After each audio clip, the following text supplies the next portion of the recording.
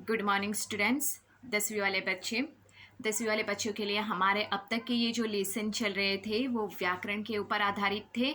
इसके साथ साथ मैं आपको बताना चाहती थी कि यहाँ पे आपने देखा होगा आपके पास जो हिंदी सब्जेक्ट का पेपर पैटर्न है वो भी पहुंच गया होगा।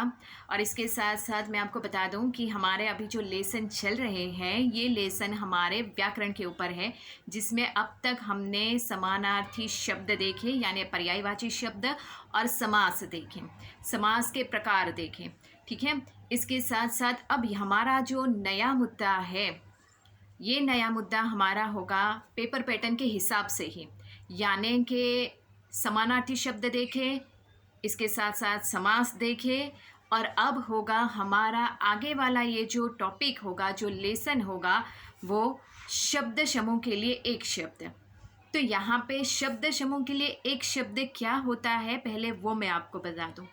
तो शब्द समूह के लिए एक शब्द उसको कहा जाता है जैसे कि पूरा एक वाक्य होता है, उस वाक्य का हमें एक छोटे से शब्द में निष्कर्ष निकालना, यानी उसका एक शीर्षक देना, उसको क्या कहते हैं?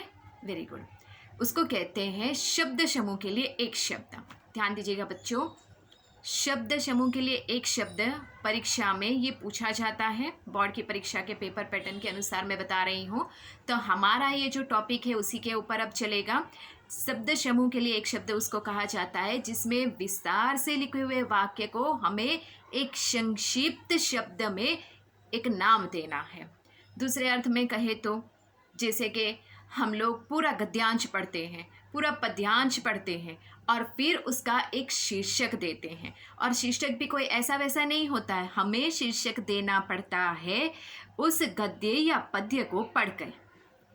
बच्चों, हमने बहुत सारे पाठ, बहुत सारे काव्य पढ़े हैं, उसमें हमने देखा है कि वो कितने विस्तार से होते हैं, लेकिन उनका जो शीर्षक होता है वो संक्षिप्त होता है। तो ये क्या हुआ, एक शब्द समूह के लिए एक शब्द जैसा ही हुआ। एक पूरा वाक्य लिखा है, उस वाक्य को हमें बहुत ही संक्षिप्त रूप में एक ही शब्द में जवाब देना है तो यहाँ पे उसको शब्द समूह के लिए एक शब्द कहा जाता है।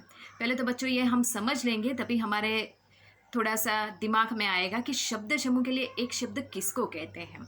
ज़्यादातर हम लोग अपने जीवन में ऐसे शब्दों का इस्तेमाल करते हैं, जैसे कि पूरा एक जो वाक्यांश होता है उस वाक्यांश को हम एक संक्षिप्त नाम देकर, एक संक्षिप्त रूप देकर प्रस्तुत करते हैं, उसको हम शब्द समूह कहते हैं। तो बच्चों, आज का हमारा ये जो लेसन है वो भी उसी के ऊपर आधारित होगा, शब्द समूह के लिए एक शब्द।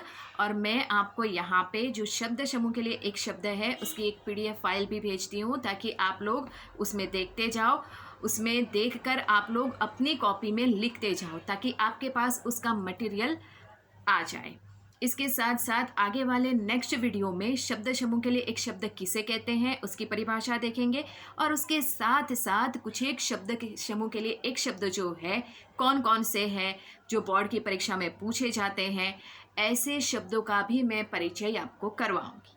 Thank you.